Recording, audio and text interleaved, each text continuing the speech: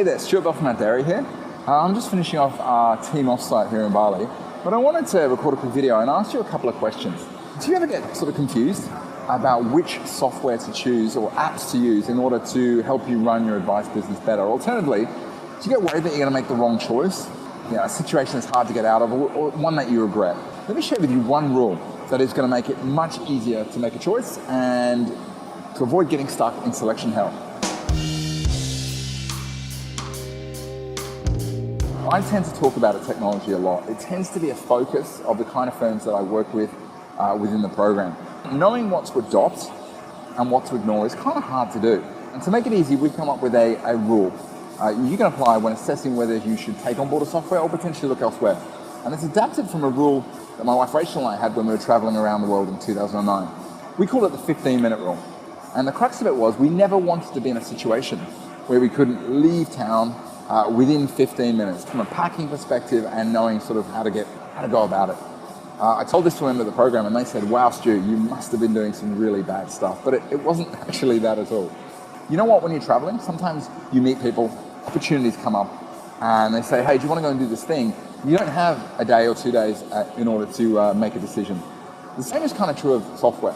Sometimes you'll be using something, and especially given the pace of change right now, and you've kind of got to make a decision there and then as to whether you're going to go with the new thing or stick with the old thing. So we've adapted that 15-minute rule, and we call it the 1 week rule. It's got two pieces. The first piece is when you're looking at a new piece of software, really shouldn't take more than 1 week to get trained up, implemented, and get at least basic usage of this software tool up and running.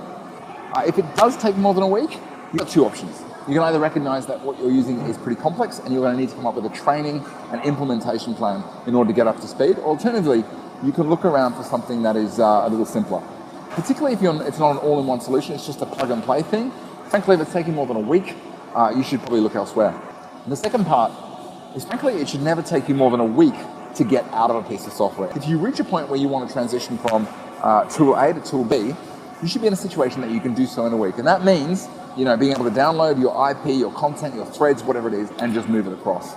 It's one of the big frustrations I often see with advice firms is that they invest a lot of time and money in putting their IP, their processes into other people's proprietary tools, and they don't look at how they're going to get out of it. And as a result, when they do decide they want to change, they're left with more of a headache. Anyway, that's the 1 week rule. Make sure it's a week to get in and get trained, and ideally a week to get out. So I'd love you to ask yourself, where are you stuck tech-wise right now? And pop it in the comments below. Alternatively, if you want to go faster, feel free to drop me a line or a 15-minute chat below, and I'll share with you sort of what the core tools that some of the more cutting-edge firms on our program are using, as well as some strategies for solving some common financial planning technology issues. Anyway, that's it from me. Hope it's a great week.